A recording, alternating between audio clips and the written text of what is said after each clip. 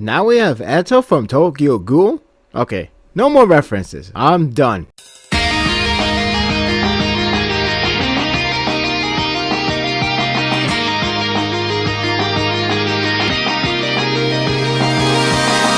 Two fanboys in a duel, though not with a card game, and it reaches to the conclusion that at least one thing that fanboys have in common: respect to each other, because, well...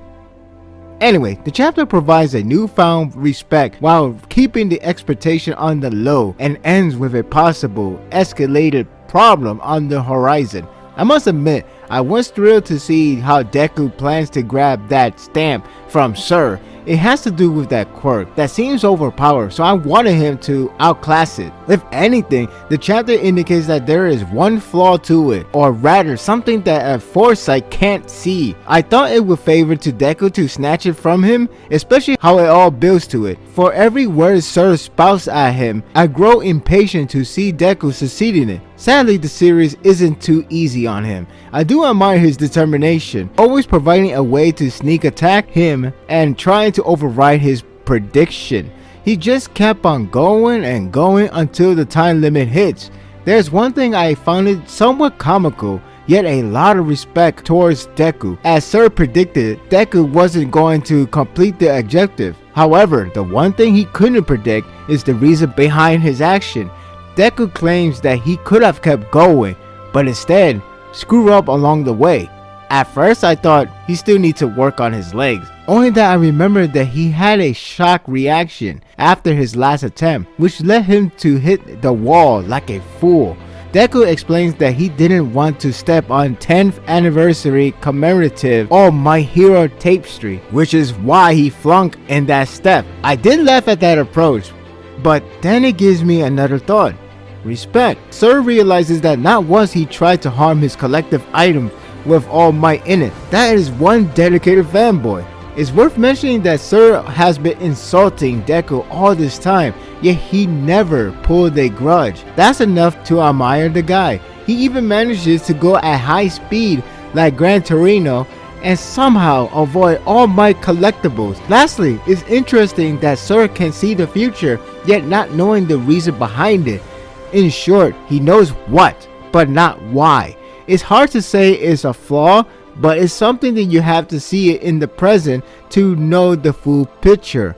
It's pretty encouraging in a way for Sir to hand over the stamp to Deku, but not without his explanation of employing him, as he doesn't acknowledge him or the decision of All Might. Practically, what he said is what he feels. He employs him for the benefit of the symbol. He basically wants him to prove him wrong and his opinion. And while Deku didn't complete the first task, it's no doubt that Deku will exceed his expectations during the intern. Day 1 of intern begins and we have a first look at Mirio's superhero outfit. I find it amusing that he has a cape on, even though his quirk would just make it fly off, unless that one is capable to stick around. Either way, he has that fashion of a hero that you imagine as a kid. Deku and others are under surveillance and on the lookout for Kisaki, also known as Overhaul. Well, that shift of focus came sooner than I expected. The provided information is what we already know about Overhaul's recent actions, though at least we know that the heroes are well aware of him forming together with the League of Villains. Of course, not all in-depth details were told. The main objective is to obtain evidence that the 8 precepts are working with the villains in order to classify them as criminal organization. Well, good luck with that. As much as I enjoy its art and designs of the characters, it's a bit unfortunate to say that the art is surprisingly rough. I don't know if it's because the mangaka missed the deadline, but there are notable sketches that is obviously in the earlier draft. If it was completed, there would have been a cleaner and nice shots to behold, including at the end. I won't fault him for this, as it can happen once in a while with deadline schedule, so naturally they would clean it up in the volume release, hence why we must support the official release. I heard that he was or is sick, but have no proof on that at this time. Regardless, the final draft panels look pretty good.